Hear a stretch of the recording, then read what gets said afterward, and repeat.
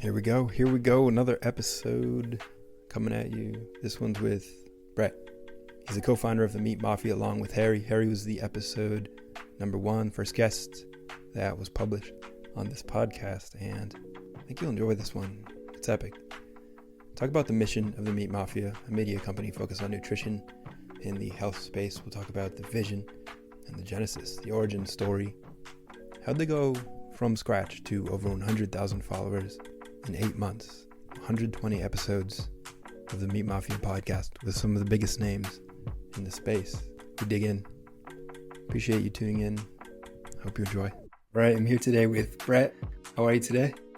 I'm good, Case. Thanks so much for having me. It's an honor to be here, so I appreciate you having me come on the show. Absolutely. Really excited to have this conversation with you. You have a wealth of knowledge in a variety of topics and are very good at expressing it in a way that lands and makes impact. Have you always been this way? Have you always been an excellent communicator and knowledgeable on various domains, or is this sort of a new part of who you are? Oh, that's a great question. I actually love that to start off with the show, because I think it probably leads into my backstory, which is a good point. And I think what I'm learning is that, when you're a kid, I think you show a lot of your natural abilities, and, with the growth mindset, you can definitely improve on a lot of things. But I think there are some of these like core tenets and interests that are just a part of you, and they don't really change even as you get older. So, when I was a kid, I loved to read, I loved to write, I loved to draw. I always loved to play sports. And then as I got older, and went to university and went to business school, those like creative juices really weren't getting exercised anymore. I was very focused on, just getting the best possible job that I could get, getting a good sales job, just trying to network, climb, gain status. Like that was kind of the mindset. And I think a lot of people feel that. But I think that inner creative side was always there. And I think my co-host Harrison, who I know you had on for the first episode of the show, he thinks very similarly. So, we both played baseball together at Babson, very similar personalities. And really what happened was we both graduated from school. I took a job in New York. He took a job in Boston. And, we were just doing the corporate thing. And I had some health issues that I had cured through a carnivore diet, where I basically ate all animal products for an extended period of time, and was able to use diet and lifestyle as my way to cure this chronic inflammation that I couldn't seem to get rid of. I was on, drugs and medication that was costing over $400,000 a year. And I really was able to adopt some of these ancestral principles of eating real foods that, cured my stomach and gave me this quality of life and vitality that I didn't know existed. So, I was very passionate about that. I love talking to people about it. And then everything really changed last year, in October of 2021. And the reason why I say everything changed there is because Harrison and I had done Ironman Texas. So we kind of left the Northeast. We moved to Texas. We got Airbnbs in Austin for 3 months, trained for this race. And, we were kind of building off of each other's energy. We were cooking a lot of our meals. We were talking about nutrition. We were talking about things that had gone wrong in the food system, had an amazing race, and basically left that experience saying, how can we take our passion for nutrition and trying to help people get healthier and put some of that out into the universe? So I think that's probably like a good lesson. Number one is like everything that we're doing through the Meat Mafia is it's kind of just branched from our own passionate about these topics, very similar to what you're doing through your show. So Harry started blogging online. He started writing Twitter threads. I started writing Twitter threads, just very genuine. I think I wrote a thread on how I healed my ulcerative colitis through an animal-based approach to eating. The thread had done really well. And like anything else, that was kind of just the spark that I needed. And since that time, to have just really tried to push out as much good content as possible and just keep honing that craft as a writer and a content creator. But that's basically a very long-winded way of saying, like, prior to me being a child, I really had not exercised, writing or long form content or creation. It was always in me, and it was always something I was really interested in. It just took just kind of like the right push to get in the right direction. And, prior to January, I really hadn't done that at all. Wow. And So you played baseball at Babson. What position did you play? I was a pitcher, and then I also DH too. So it's kind of like a two-way player. Nice. Do you have any favorite memories from those days? It's funny. It's like I I don't necessarily miss playing baseball that much, but I just miss the feeling of being very singularly focused onto a goal with your best friends. Like a lot of people that have played sports at, at a competitive level can relate, especially in college, right? It's like, you're around your teammates all day long, you're practicing, you could be spending 40 plus hours a week with these guys, and it's just so much fun. You're just working towards a common goal. You're lifting weights together, you're eating meals together, you're training together, you're playing together, you're going to class together. I think that's really what I miss. And there's like a purity in that pursuit. And I think what happens is a lot of athletes, you graduate and then you go try and work this corporate job, and you try and take that same mindset to your job. And it's like it translates from a competitive perspective, but like the purity of just trying to like win a championship or like kind of pursue a goal that's greater than yourself. I think a lot of people really struggle to get that in corporate America. And I think you see that a lot with people like in the millennial generation, which obviously you and I both fall into, that are just really dissatisfied with that because they don't necessarily know how to scratch that itch that they're looking for. Sounds like that's part of what drove you down the path to creativity and to entrepreneurship. When you began, so you mentioned that the Meat Mafia, this is the name of the podcast that you have with Harrison, your Mhm. co-host, who you also mentioned. Um, how did that sort of begin? Did you have a big vision for it? And what is that now? Do you see, because I look at that as someone who has listened to a lot of your episodes, I see you as the co-founder of a media company. Is that somewhat accurate? That's what I would. The way that I describe it now is the Meat Mafia. It's a media company focused in the nutritional space. It's a good question too, and it's something that like it really just started from humble beginnings, and it was just our desire to create and just put something out there, and also to have fun with it. I mean, I talk to a lot of people now that will like kind of see what we've built in a short period of time because we've been doing this for probably about 8 months total. And, our Twitter following is around 100,000 followers. We've done over 120 episodes on the show. It's now like pretty consistently top 40 nutrition podcast in the country. And I'm not saying that to be boastful. I'm more so just saying the fact that like none of this had existed prior to January. So I think it's a really good proof of concept that when you find the right niche and you're able to put in that intensity and kind of leave your authentic blueprint on something, your fingerprint on something, it's pretty amazing what can happen. And I speak to a lot of people that want to make this shift from consumer to creator. And I feel like a lot of people almost have this over sciencing of what needs to be done. It's like they're overcomplicating it so much in their head. And even with what we're doing with the Meat Mafia, literally how this whole thing got started is Harrison was blogging about the nutrition space for a writer named Texas Slim, who's a Bitcoiner. And a lot of Bitcoiners have these anonymous Twitter accounts. And so what Slim said to Harry was, hey, don't you, if you're going to create an account, why don't we do it under a fake name just in case, you don't necessarily like what you're posting down the road. Also, you're going in a lot of these big food companies that are very well funded. It might be better to remain anonymous and keep your profile low. So he just randomly picked like the Godfather character Clemenza. So he named his Twitter handle Carney Clemenza. And then I was thinking to myself, I was like, shit, well, I want to write about big food too. I'm passionate about this stuff. And so I was like, oh, I like Salazzo is a great character. It's got a good zing to it. So I literally created a Twitter profile the same day. And then we just started blogging and writing about the topics that we were interested in. So like I mentioned, I started writing about healing ulcerative colitis. Solbra saw that tweet, he retweeted it, and it got like 1,000 likes, and I gained a couple hundred followers. So for me, that was my proof of concept of, okay, threads really work, and maybe you have a voice here that is valuable, and maybe people are gravitating towards what you have to write about.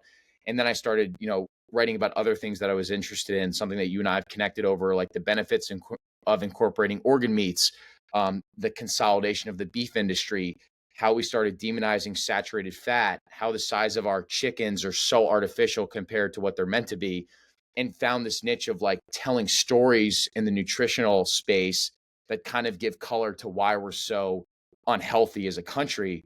Um, but that was something that really developed organically. Like it all stemmed from, hey, I was working this job. I really just was looking for this creative outlet to do something that I was passionate about.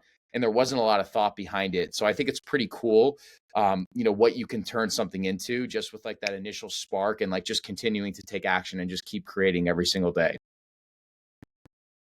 It really is cool. And it's been amazing watching the ascension of the popularity of what you are creating, because it's really powerful. Like you mentioned, these stories that you're telling are very important technologies that are used to unlock the minds of people to realize, hey, what is going on? Because we all realize something's going wrong. In reality, there's a lot that's going wrong, but what's Yeah. at the root of it? It's our food. It really is. And when you get down to it, it's like, whoa, like there's some big fucking issues here. And we've got solutions. We've just got to tell these stories to each other. We've got to communicate. It's a grassroots movement. It's a people-powered movement. The government's not going to do jack shit. These companies aren't going to do anything. Really, that's one and the same. The government and these big companies are the same entity that are going to keep us down, keep us sick, keep us weak by feeding us this garbage that they're going to call heart healthy or whatever the heck they come up with next. And it really has been awesome to watch these stories that you share gain momentum and spread awareness. And now on just 7 months, it's really the American dream. Like you've quit your job, you and Harry both, to focus on this full time, to go on this entrepreneurial journey, working on something that really is important, something that matters. And on your podcast, you've interviewed some of the biggest names in this movement: Dr. Sean Baker, Kate Shanahan, Rob Wolf. You've been out to Rome Ranch to speak with Taylor Collins, and out to Kyle Kingsbury's ranch to talk to him. Mhm. Those are all tremendous episodes. Reflecting back on the past year, where you are now, what does it feel like to be where you are? What do you think about everything that just went down? Yeah, man. And number one, like I just want to let you know, it means so much to me and it means so much to Harrison, like just your consistent support too, because a lot of people when you create a show or you put something out there, there's a very few percentage of your friends that are actually willing to support you. And like you're always retweeting our stuff. You've helped us get guests because you'll like publicly tag some of these big guests, which have helped us get them on the show. So like number one, just appreciate that more than you know. But it's definitely it's a special feeling. It's like I know the feeling of being in a 9 to 5 and feeling really grateful for everything I have, but also feeling like maybe there's something missing. And the coolest thing about what we're doing with the podcast is like similar to you prior to creating Peak Earth and us creating Meat Mafia. I was a consumer of all these of all these people like Sean Baker, Anthony Chafee, Rob Wolf, Kate Shanahan. These are all people that I leaned on when I was trying to heal myself and get myself healthy and kind of dig down the alternative health space and say, look, I want to get myself off of these drugs and medications. So, to be at a situation where we're able to get them on the show and you're able to become friends with these people, it's just a really special thing. And I have a really vivid memory of August of this summer. I was still working my 9 to 5, but I was really cranking hard, trying to turn the Meat Mafia into something special. And the goal has always been to focus on this full time. And I think that I was hoping for this like red carpet that would be laid out where we'd be making so much money through the Meat Mafia. It would be like a no brainer just to quit my job and go full speed ahead. And, by August, we were making some money, but it definitely wasn't enough to necessarily replace what I was making at my 9 to 5. And I went back to New Jersey because one of my really good friends growing up got married. And I was stressed out. I was traveling all the time. I was traveling for work. I was traveling to interview guests, go to speak at these conferences. And I was kind of burning the candle on both ends.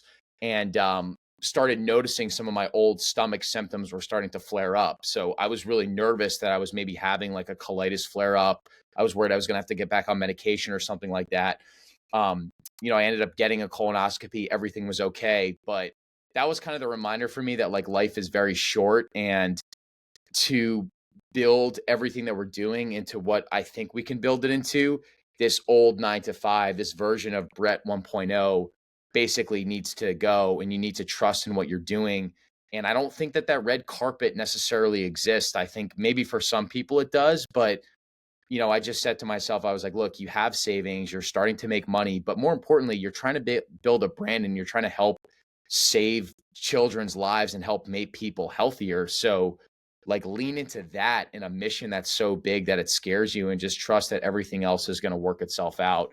And like literally right after that, I was able to speak at the Beef Initiative conference out in Crawford, Colorado, which is an amazing part of Colorado. It's very remote, no cell service. So my phone was basically completely dead. And I just connected with that experience of being out on a ranch. And it was just like, oh, it was almost like God's reminder to me that I was on the right path. And then literally like the next Friday, I just put in my 2 weeks notice, quit my job, and we've just been sending it. And it's honestly like the best decision that I think I've ever made. And, just really grateful for the opportunity to be able to do that and just believe in what we're doing. Man, that's beautiful. Yeah, that's awesome. And the one bit you mentioned about me being supportive, I really, that's one thing that I've come to realize about the internet and social media, is that it's one of the best uses for it is as a platform for encouraging other creators and collaborating. To where, and I don't see too many people using it this way, but I've gotten a ton of value and just good vibes from Mm, sharing and encouraging other people that just are putting out good stuff, putting in good work, even if it's, especially that it's not like super popular. Like I found that at some point I kind of got bored of listening to like the giant podcasts, like the Joe Rogan experiences and the just the super popular mainstream stuff. And I found myself looking for more niche art and more craft podcasts. And I would stumble upon your guys' stuff. I was like, oh, this is really good. Like these guys are onto something. And mm. it's a cool feeling finding, like a smaller kind of creator and then just helping them out in any way that you can. It's almost like this idea of voting with your dollar, which I know we both believe in a big way. We're also voting with our attention and with our creation on social media, which is sort of, lending other people's attention to something. So it's leading me to think about just the concept of attention in general online, Yes. what people are paying attention to, and then how that manifests into the real world has changed a lot over the past few years. Where I recently saw a graph where like the amount of time that people spend online has just been like slowly increasing over the decades. And like the past 2 years, it made like an extra jump, like another like 10% more than it had. Like it's Yes. accelerating for obvious reasons because a lot of people are locked in. But what's your relationship like with the internet? Are you just like on it all day, every day? Do you find it to be a double-edged sword where it's sort of like destructive to your mental health too? Or have you figured out like a good system for using it wisely? Oh, it's a good question, man. And it's something that I definitely still struggle with. And I do not have it figured out. I think I definitely am an extremist where it's like either all in or nothing, where I'm like deleting Instagram or I'm on it for like, could be 5 hours a day. That screen time never lies to you, but I do try and make the most out of it. And I've gotten a tremendous amount of value out of social media. Like I remember if you look at both of us, or probably the listener that's listening to the show right now, most of us are just completely different people than when the pandemic started. And I remember when COVID had first started, I came across Carnivore Aurelius and Soul Bra, and they were much smaller accounts than they were now. Like you were saying, they were almost like micro influencers at the time, but they were really the first ones that were preaching organ meats and sunning your balls and getting outside, and like this, like they were exposing me to this alternative health space. And I could tell that they were younger guys too, in their mid to late 20s. And since that time, since getting on Twitter, I've really tried to curate a feed of people that every person that I'm following is really adding value to me in one way or another. And there have been so many times where I've had a day where maybe I was on my phone too late or something was going on. I didn't necessarily feel my best, but then because I've curated my feed so well, I'll see a tweet and boom, like it'll trigger the right mindset, and it'll make me feel really good and make me want to go do work, or there's like a new perspective shift or a mindset shift. Like the amount of even just nutritional knowledge that I've gained from social media is insane. I've learned more from about how to eat and where to source my food from on social media than any doctor has ever taught me, exponentially. So that alone is so valuable. But like anything else, I mean, I notice a direct correlation between my happiness and how much time I'm mindlessly scrolling. That's the big thing, not scrolling, but mindlessly scrolling. And I don't know if you notice this or not, Case, but I even notice when I'm on my phone way more, particularly when I'm getting closer to bed, the vividness of my dreams isn't quite as strong.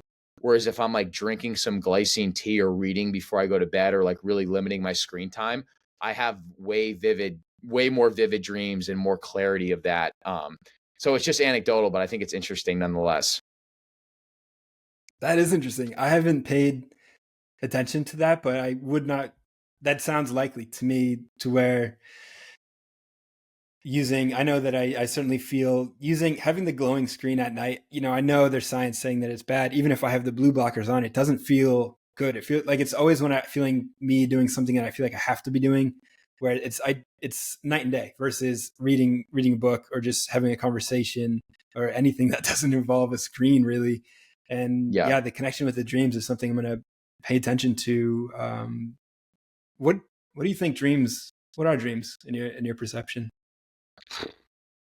I love this because I actually I don't get asked questions like this too much. I'm normally just focusing on the food system and being a meat nationalist, but I think a lot of my dreams are I think a lot of it's just a reflection of your subconscious mind, honestly. At least those are the things that I dream about. I'll notice, hey, this person will pop up in my dreams, and I feel like I haven't thought about this person in over a year, or maybe there's just something lodged deep within there that comes out. But I think for me, I kind of use that as my benchmark as to like, is there anything going on under the surface that maybe I'm suppressing, that maybe I need to address, things like that. So I try and take it with a grain of salt, but also realize like, hey, if you're dreaming about these things, there's definitely something that's probably embedded in your mind that probably needs to be explored. Yeah, I agree. I see it similarly. I think I read something written by like Carl Jung at some point, and he was like, the subconscious mind speaks to us in symbols. So all these dreams are symbols that have affiliations within your own mind. Like if you were, I was like bit by a goose when I was young, so I guess like a goose would represent some sort of threat to my Hmm. well-being. But it's also, I think the funny thing about dreams is like we write them off as like, oh, it's just a dream. But I'm like, hold on, this is the most bizarre thing about life to me. Like life is filled with bizarre things, but the fact that we turn off and go to sleep, but then we have these like experiences that feel real, that are just like random and bizarre, like while we're turned off, it's like what is, that's obviously got to have some importance. It's not just like a random like phantom. 100%. It's like people that you know that deny the existence of God. And then I think about these dreams and this connection, and then all these like serendipitous moments where I'll think about someone randomly, and then they'll like somehow pop up into my life like a week after me thinking about them, or a day after. It's like, this stuff isn't a coincidence, and I don't think you should treat this stuff like a coincidence. Like, this whole life that we get to live is so special, and that's what fuels me by the journey that we're on, is getting to have conversations like this and connect with people like you, and get to literally press record and share your thoughts and your learnings with the audience. Like, I think about how young we are, but at the same time, like, I think about this concept of the passing of time, where it's like getting to from 28 to 30 to 40 to 50 to 60, like it's just going to continue to go faster and faster. So it's almost like you have these two conflating beliefs of, you have a lot of time, and you also don't have that much time at all. And that's something I've been thinking a lot about recently, and trying to just maximize it and just get the most out of life, man. Time is a trip. Time is a trip. It is. Yeah. You'll have these days that feel like they last forever, and then you Yeah. look back, and 10 years goes by, and it's like, what? How am I? How am I supposed to play this the right way? But I completely agree. Where we are gonna do whatever this is the best way, by sort of taking the bull by the horns, and like you mentioned, leading into meaning and purpose, and following your passion and your bliss. This is what all the sages have sort of recommended over the Mhm. years. And it seems like you're someone who is very well read and understands sort of the fabric of reality. Are there any seminal books that you've read throughout your life that have sort of given you a key to unlocking this understanding? Yeah, I would say, I think there's two books that follow in sequence. The one is The War of Art by Stephen Pressfield. I don't know if you've gotten to read that or not. Have you, can I, is it blurry? Is that literally in your background? Sorry, yeah, it's up there. Okay. I wait, is it literally in the shot right now? Yeah, Yeah, yeah. I swear to God, I I've could got it not up on see the that at shelf. all. And I'm not just saying it because I was initially going to say Turning Pro, which is the sequel, but I think I mean, you could probably read Turning Pro by itself, but I think The War of Art is amazing. And I think that's so funny though. I swear to God, I literally didn't see that in the background. So we're talking about connection. Like that's not a random thing that I just brought that up and you have that in your background. So dude, that's incredible. But he's I mean, Pressfield, I first heard about him on Rogan, which I think a lot of people have. And he's almost like this folksy grandpa, but he's a badass too. Like he was a Marine and, he kicked around wanting to be a writer for a long time and backpacked all up and down California and would go back to the Northeast. And I think it took him a while before he wrote that book. I think it was The Legend of Bagger Vance or something like that. That was really the book that broke him out of the woodwork. But amazingly accomplished author, amazing writing style. And I just think The War of Art is such a great book for anyone that's interested in creation. And you don't need to just be a writer or an author. Like if you're interested in creating a business or even just putting out a better work product in your job or even within your personal life, it talks about this concept of the resistance and like these creative forces and obstructions to basically tap into our life's higher purpose. It's just the way that he writes it is so beautiful. It takes you like 2 hours to read. And then he follows that up with Turning Pro, which I think is arguably even better than The War of Art. And like, that's one of those books that I come back to. And I probably reread it every couple months because the principles are just so freaking good. And I started noticing too, Case, that I was reading a lot of books just to say that I was reading books. And I like the feeling of saying, oh, I read 50 plus books a year. But I started noticing I wasn't retaining a lot of things that I was reading. And I was forcing myself just to get through it for the ego. And I've been starting to get into this mindset of like rereading the things that have had a huge impact on me, as opposed to just trying to like keep finding new books. Like that's still part of the routine, but I also want to go back and keep rereading the books that have instilled the best principles in me that help me become a better version of myself, you know? Yeah, that's powerful. And those two books are really profound.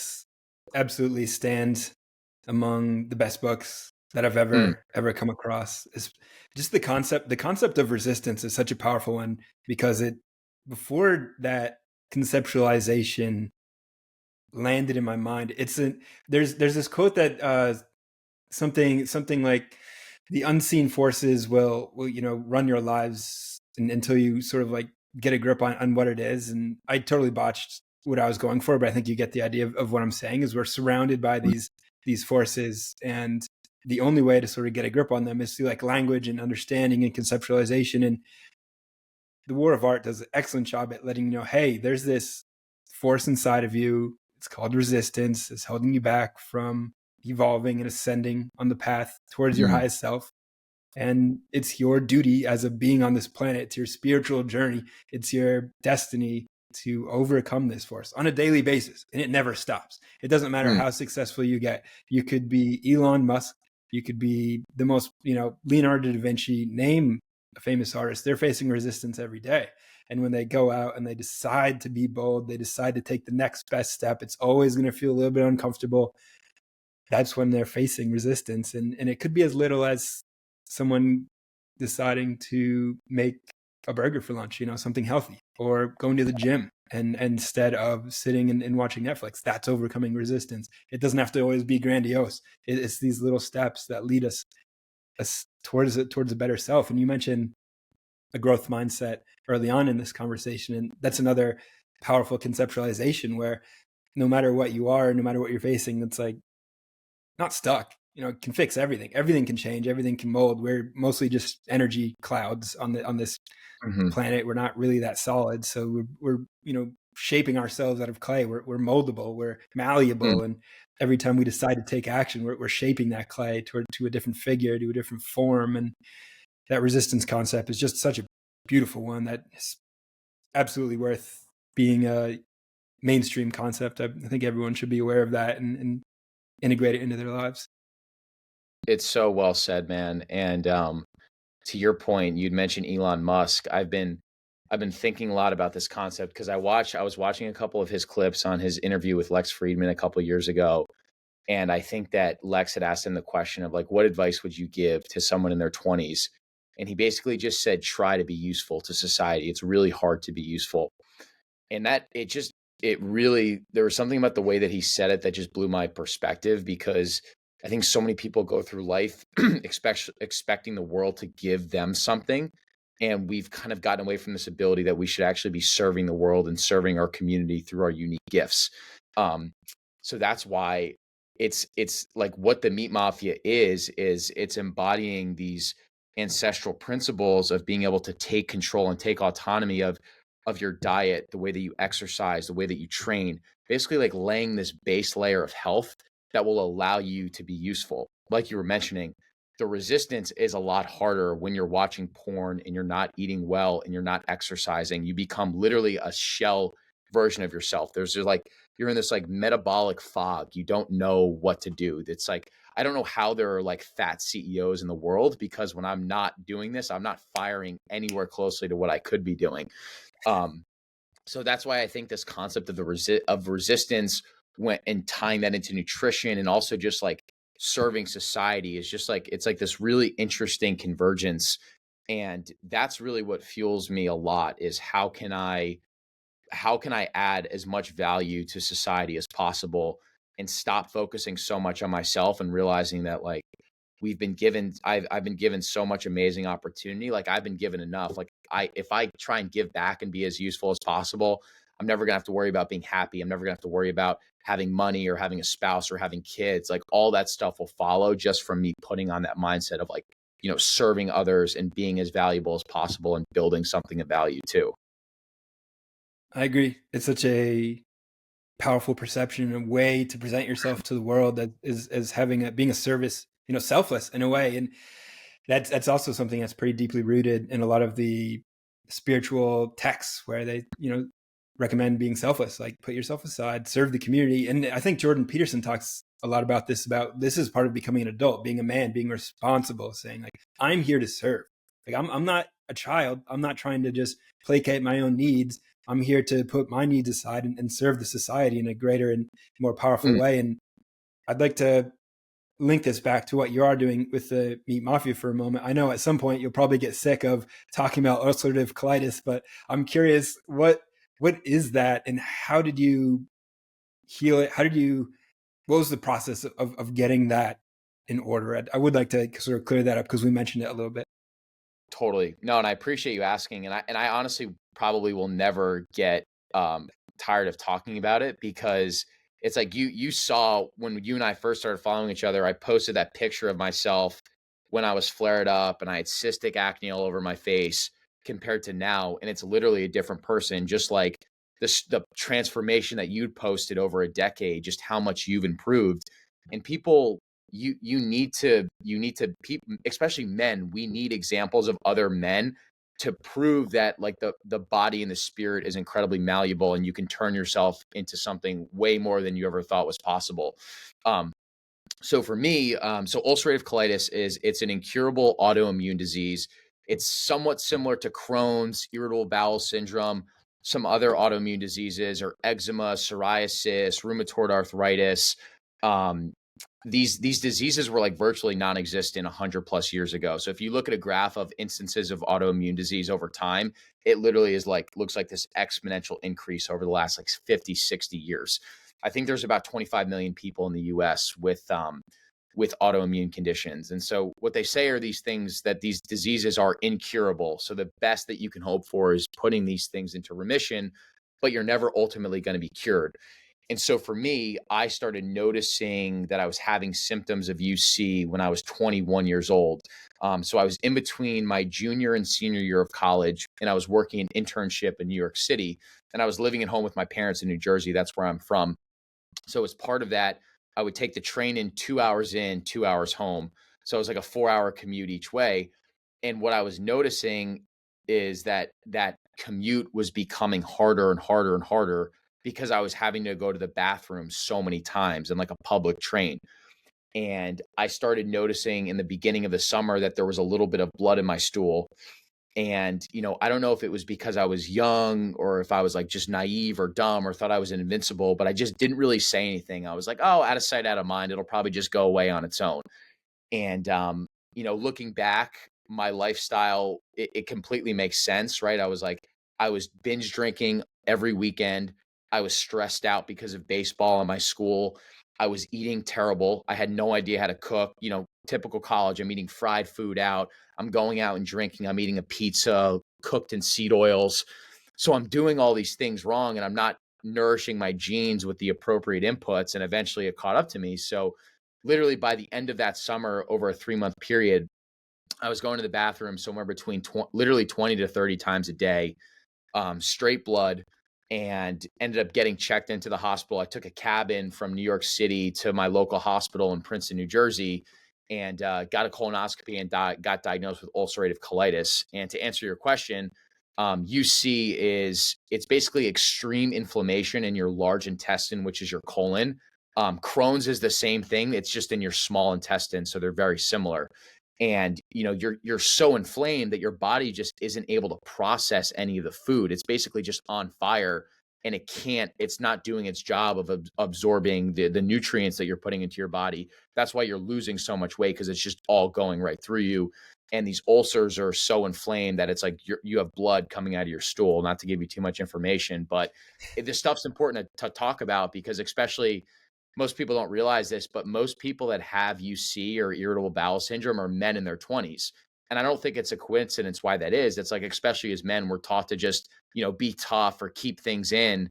But it's like, if you're noticing these adverse symptoms, like, you should be reporting them immediately and try and get them checked out. So, I didn't do that. I got diagnosed with UC, and they basically put me on a cocktail of medication to heal that. And to be fair, I'm not anti-Western medicine at all. I literally needed to go on Western drugs because my body was so flared up. I honestly don't know if it would have been possible to heal on its own because it was so far gone. But I went on an oral steroid called prednisone. I went on Lialda, which is supposed to help put your UC into remission. It's an oral drug. And then the big one was called Remicade, which is a biologic drug that you get administered through an infusion right into your arm. And so you're supposed to get that every 8 weeks. The medication is $40,000 per infusion. So I'm literally costing the medical system hundreds of thousands of dollars a year, a few $1,000,000 when it's all said and done. And because this disease is incurable, they're saying that you need to be on this drug for the rest of your life. So I'm on these drugs, and then really everything changed for me when I started hearing about the carnivore diet in 2019. And so why that's important is that I was living on my own for the first time, and I was starting to cook my meals because I had a roommate that was a bodybuilder. And so I did notice when I would cook my meals and I was cooking in like butter and olive oil, I would feel better. And then I listened to Dr. Sean Baker on Joe Rogan in 2019. And for a lot of people, that was really like their entry point into carnivore. And for anyone that doesn't know, Sean Baker, most well-known carnivore advocate at this point, amazing athlete. He was an emergency surgeon. He's a veteran. He's an unbelievable guy. And he's got this theory that we've evolutionarily evolved to be carnivores. And contrary to what mainstream nutrition is teaching us, animal products, particularly beef and red meat, they're some of the most nutrient dense products you can put into your system. They're incredibly bioavailable. So your body is actually processing these nutrients, not like a synthetic vitamin where you might just be shitting it out and not even taking any of that in.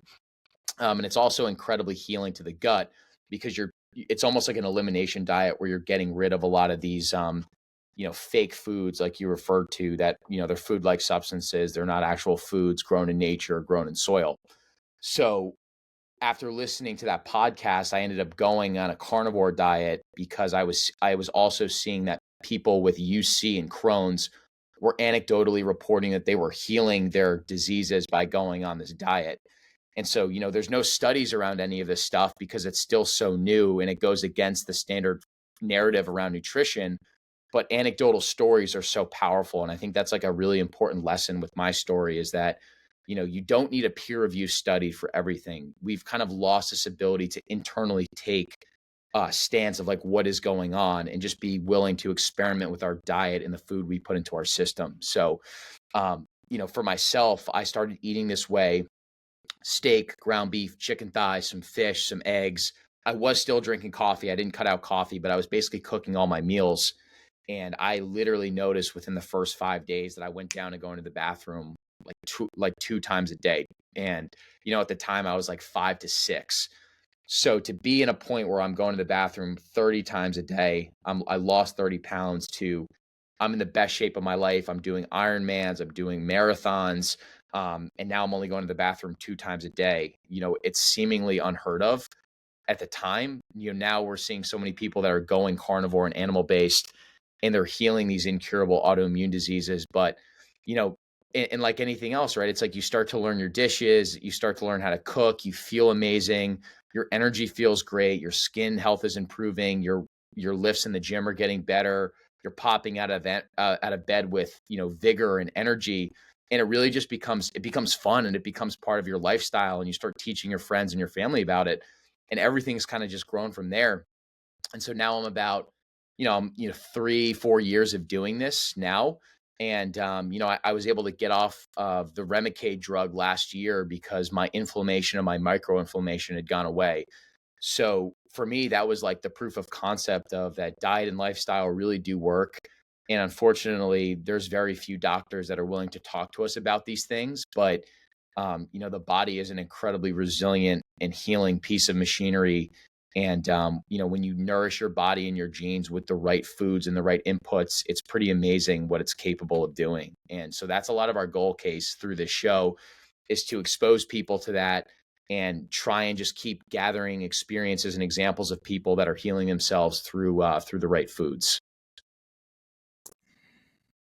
Well said. And beautiful story, powerful experience that you went through, especially considering the world at large. So the narrative put you in a box. They said, hey, you've got this terrible disease. You're going to need to take these drugs for the rest of your life. And Mm-hmm.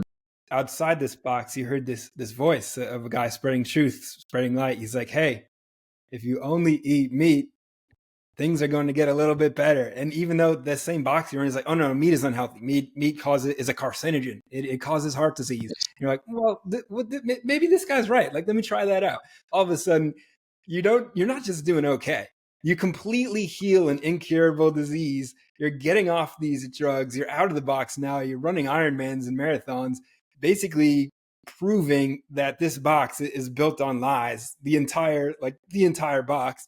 And spreading this technology, this story, this amazing innovation that is catching on and is growing in strength at a time when we really need it. Because ulcerative colitis is one thing. It's terrible. It affects 25 million people. It sounds horrendous.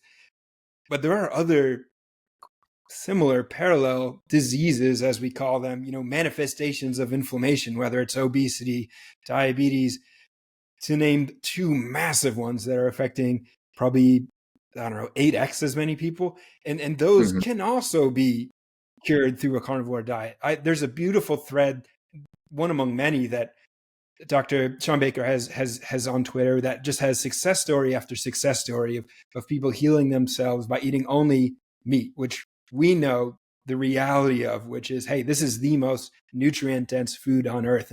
And people who aren't quite on board with that will say, oh, the carnivore is an elimination diet. On one hand, sure, yeah, you're eliminating, most foods. But on the other hand, it's also an elevation diet because you're eating only the most nutrient dense food. You're maximizing your digestion into this one substance that has within it all the vitality that you need to survive and thrive as a Homo sapien on Earth. And it's just like, man, it's so mind blowing because I remember.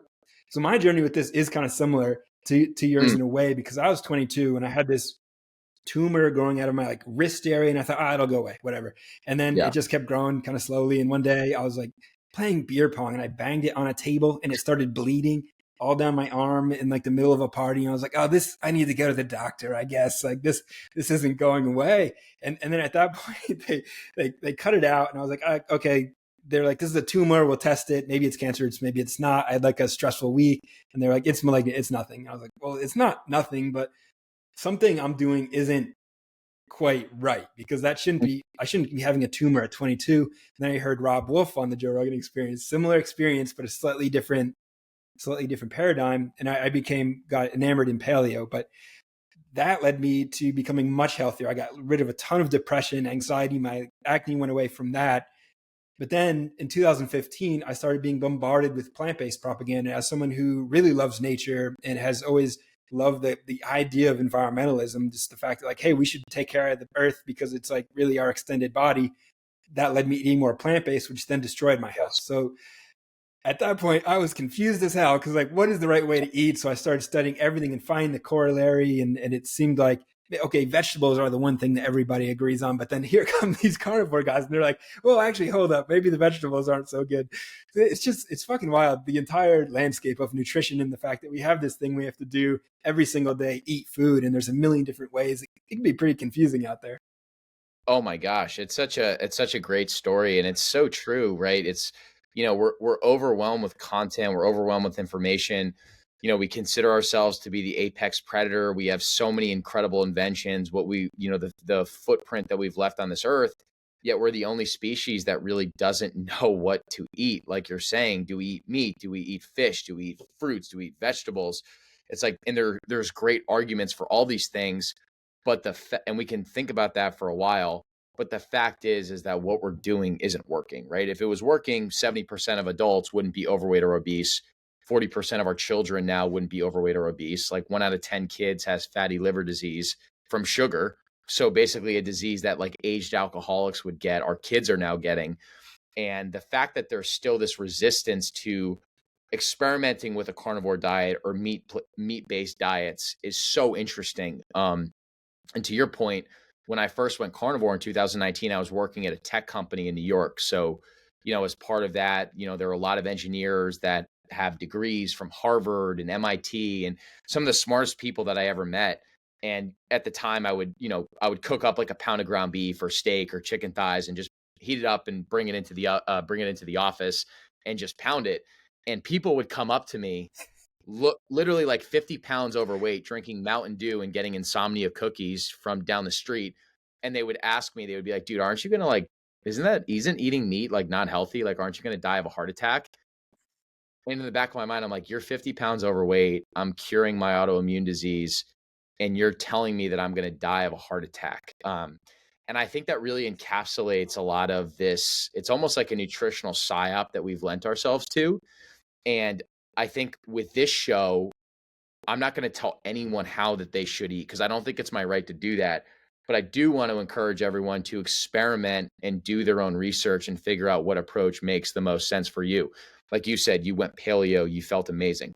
Some people, there's some great arguments that exist that maybe evolutionarily we are meant to be carnivores, like Dr. Chafee, Dr. Baker. I would go dig into those resources. Some people love the work of Paul Saladino and eating animal-based and incorporating things like fresh fruit and raw honey and raw dairy. Our bodies all just have a very unique metabolic fingerprint. And I think you should figure out what approach makes the most sense for you. But, if you can just start by getting out of those inner aisles of the grocery store and living in the outer perimeters of real foods, which is meat, fish, eggs, fruits, vegetables, some raw dairy, and just determine what ratios make the most sense for you. I mean, I think that it's unbelievable what you can do for your health. And I think a lot of people have done their own work and they can attest to that. Absolutely. And if we think back evolutionarily, I know that various groups of Homo sapiens had different experiences across this globe. We're both of some sort of Caucasian descent. I know I'm like an American mutt with just like a mixed breed, Yeah, but too. I grew up in New Hampshire where it is cold and snowy in the winter. And I'm guessing Mhm. my Caucasian ancestors likely had a similar experience. And if you look around, there aren't too many vegetables or fruits or any of that stuff to eat. So what do you think our forefathers and mothers were doing to live through the winters back in the day? I don't think that they were picking many berries or eating too many tubers. They were either fasting or they were feasting on animal livers and muscle meat and making bone broth from the leftovers. Otherwise, they were starving to death. And Yes. there's no other way around it. It's just common sense. It's logic. It's just evolution, man. It's a fact. I think that a great guest for your show, one of the most impactful guests that we've ever had on, is Dr. Bill Schindler. And for anyone that doesn't know who he is, he's an archaeologist and he's an anthropologist, and he has a really interesting way of like just talking through nutrient density and figuring out what foods we're actually supposed to be eating. And a lot of what he talked about when he came on our show was similar to what you just said, where it was like, at one point in time, we were really just foraging and we were eating berries and plants and vegetables. And that was all we really had access to. And then through the advent of technology, that's where everything started to change, the ability to create weapons and create spears. And it gave us this ability to hunt for the first time ever as humans and access this different level of nutrient density that had never previously been available to us before. And that's really what has allowed us to evolve and thrive as human beings, of these fat soluble vitamins and everything they do for our cognitive health and our brain health. And it's interesting to think that we live in a world now where something like meat, which is what we've thrived off of as a species for 10,000 plus years, all of a sudden we're blaming chronic diseases and things like that on red meat, which is something we've thrived off of. And then within the last 50 to 60 years, there's been this rapid industrialization and commercialization of food, and no one's really pointing the blame there. We instead think that, going plant-based and cutting meat out is the answer. It's pretty crazy to think about it from that lens. It is. And also just, I want to say evil, although I know that's not quite the right word. Like, we're not living in sort of, some sort of sci-fi drama, like good against evil, but it really is harmful. And the fact that there are companies out there, big, successful, rich companies, guys with yachts on yachts, they've got a yacht for their yacht. And they're saying like, well, we need to boost our quarterly profits, 5-10% this year. So I think if we, kind of spread this message that this healthy food that America has used to become a successful country over the years, beef, meat, it's what makes our children strong and healthy and able to pay attention and grow to become successful adults that are contributing to society. Let's just say that that's bad. We're going to present some alternatives to the market, because these alternatives, they have a higher profit margin. So we're going to boost our quarterly profits, and that cycle is just like repeated year after year, decade after decade. And these other companies come along and say, oh, dang, you know what? We tend to make more money when on the medicines that we sell when this message gets spread. So like, let's kind of contribute to this messaging as well. And now you've got these two entities, big food and big pharma, that are just multi-trillion-dollar companies essentially running the world because they're paying off politicians.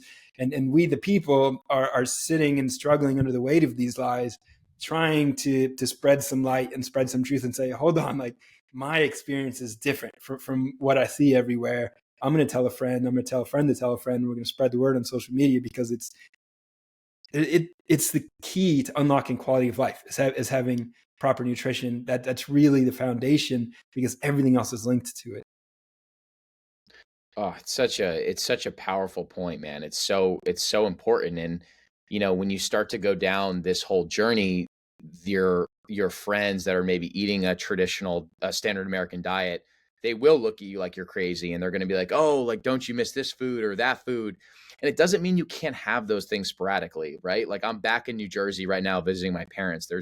My favorite pizza spot is 20 minutes away. Like, I went and had pizza a couple days ago. I'm not going to beat myself up over it though, because I know that I'm so consistent over time that one meal like that and that nourishment of what I'm having with my family is going to outweigh, the carbs and the wheat and the tomatoes and all that kind of stuff. That's a little bit of a tangent, but I don't necessarily view this stuff as restriction. I more so just view it, as a choice and an investment into my health, because I know the way that I feel when I eat this way, and I know the people that I can impact. And like we were talking about before, when we're thinking about this concept of wanting to be a useful man to society, us choosing to nourish ourselves with the right food and taking autonomy over those inputs, that's like the best way to lay that base layer to be something and someone of value.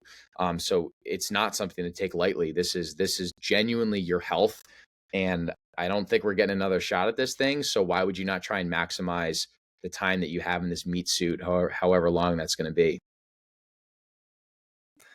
Yeah, agreed, 100%. And the thing that people discount when they look at the restrictive aspect of of eating in a way that's more nutrient dense, where you're not eating, basically wheat at every meal, just like big bundles of carbohydrates and getting high off that essentially. Yes. It's like what they discount is how good your mindset feels, is where your baseline levels of serotonin, dopamine, oxytocin, all of that, just like the dial gets turned up on life. Like everything's a little more vibrant. All the good vibes feel a little bit better. And it's overall a better, more buoyant, more elevated state than when you're going from like feasts to like snack to feast to snack. And that's difficult to describe. It's something that you really have to experience firsthand to get a grip on. Oh my gosh. It's such I'm almost hearing people that are going carnivore outside of just the weight loss. I'm hearing more anecdotal stories of people that are effectively curing their anxiety and their depression. And I was never someone that's dealt with depression before, but I would have twinges of anxiety every once in a while. And that was one of the things that I noticed, is that when I would go through these periods of being very focused and diligent with cooking my meals and eating a lot of saturated fat, primarily in the form of beef, um, thoughts and feelings and things that bothered me no longer bothered me anymore. And I do notice that when I go off my path and I eat something standard, or I go out and eat something laced in seed oils or high in refined sugars or something like that, some of those thoughts will come back, and almost feels like a hangover in some ways. How people get the scaries after they drink, I think a lot of people get that with food. But to your point, you have to give yourself the ability to kind of like climb out of that metabolic hole. Like, so if someone that's listening to this and has never gone carnivore or paleo, and you've only ever really eaten a standard American diet, it's such a worthwhile practice to just give yourself a week to 2 weeks to just cook your meals and eat just real foods: meat, fish, eggs, fruits, vegetables. Cook your meals, have great meals with yourself and your family, and just see how you respond to that. Because I would be shocked if just that alone you don't feel infinitely better. But you kind of have to dig yourself out of this metabolic hole that we've put ourselves into through years and years and years of eating food like substances and not real food. It's a great way to start. That is an excellent first step for anyone who's curious, who's got their interest piqued about getting a foot into this door and a step on this path, is just lay out a week. Say, hey, I'm going to give myself 7 days. You can do anything for 7 days. Well, maybe not anything, but you certainly do this. Have Yes. some fresh whole food every day for a week. Tell me you don't feel 10 times better on Sunday than you did the Saturday before. And when I think about this, basically this conversation that we've had, it's circling a lot of powerful topics. What do you see yourself kind of creating in these next few seasons of your life? I know that we've talked a little bit about the idea of getting you're going to be getting maybe a ranch and some cows, something like that. Is this sort of something that you're excited about on the horizon? Is this sort of the next step in the evolution of Meat Mafia? Yeah, I think it's important. It's really important for Harrison. Like, we talk for hours every day, right? Because we're just always chopping it up about things that we can be doing to have the best possible impact. And I think something we think a lot about is never just wanting to be those guys with a microphone that are armchair quarterbacking and talking about ranching or these topics without ever having the experience of like rolling our sleeves up and like putting our hands in the soil and getting dirty. Like, you said you're from New Hampshire. Like, I'm from the New Jersey, New York area, like kind of a city boy at heart. Like, I'm a suburb guy. Like, I grew up super disconnected with my food. Like, I didn't know a farmer until last year. Like, that was just like the life that I came from. And, it was really this nutritional journey that's fueled this whole movement to the Meat Mafia and connecting with these really local sources of food. So when I think about everything that we want to do, it's like, we're in the process right now of, we're going to lease a property out in Bastrop, Texas, which is like 30 minutes outside of Austin. Get some chickens, get some animals, and really start to learn how to farm and document that story for people, especially basically just being two idiots from the Northeast that don't know what we're doing. Like, just going on that journey, I think could be cool for people. And just really putting our money where our mouth is. I think what gets us excited is this concept of doing like a virtual podcast tour, of like getting into an RV and just driving around the country and doing episodes with people that we've looked up to put the best possible content out. Like, around Christmas time, we're going to drive back from Texas to the Northeast And along that way, we're going to do a whole in-person podcast tour. So we're going to go record an episode with Will Harris at White Oak Pastures. We're going to do an episode with Ken Berry in Tennessee, Joel Salatin at Polyface Farms, and a few other people. And that's, that's the stuff that really gets us excited, is being able to have these amazing conversations and explore these concepts around, why have we become so unhealthy, but like, what can we actually do to improve upon that and live this high quality of life? So I think you're just going to continue to hopefully just see this movement get bigger and bigger. And, we'd love to just keep adding to our team and being able to put out more content. And I think also, we've talked about this a little bit before, maybe creating a food brand around real foods that aren't as readily available. So create, something with steak chips or really good quality pork rinds that are fried in tallow and not seed oils, organ stick bars, really good quality bone marrow that's like actually jiggly and collagenous, not like beef water, of a lot of what exists today at scale. So, things like that get us really excited. And it's kind of like controlled chaos, which I'm sure Harry told you. A lot of it's like, some days it feels like we're throwing shit at the wall and seeing what sticks. But I think that's also kind of been like, it's like the recipe to our madness and success in some ways. Powerful. And just over the past year, you've had some explosive growth and evolution in your creative journey, and I'm really excited to see where it leads over these next few years. There'll be links down below everywhere where folks can find you to connect with your stuff, and really appreciate the time that you spent here today. I really enjoyed the conversation. That was awesome. And do you have any last sort of parting words or things that you'd like to share with anyone listening? No, I think the big thing, man, is I just really appreciate you being willing to have me on the show and put up with me rambling for the last hour. But I would just encourage everyone to lean into Twitter, and don't just connect with people by adding them on Twitter. Like, be willing to jump on calls and join groups, and you might be surprised at the friends and the connections that you can make. Like you and I, Case, like, we've never met in person, but I feel like I know you so well. I feel like I know you better than some of my friends that I grew up with in New Jersey, just because we have these shared passions and connections that are so core to our lives. And that's like, Twitter is really what brought us together. But you're never going to experience that gold if you're not willing to like go out and connect with people. And just by connecting with people, we've been able to build this brand. You've been able to build your show.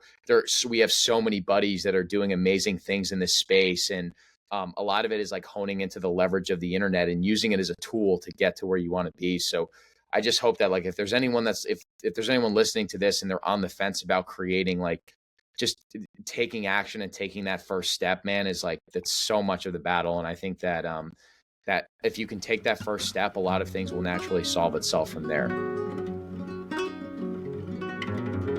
Awesome. Brett, thank you. Thank you, brother. I appreciate you.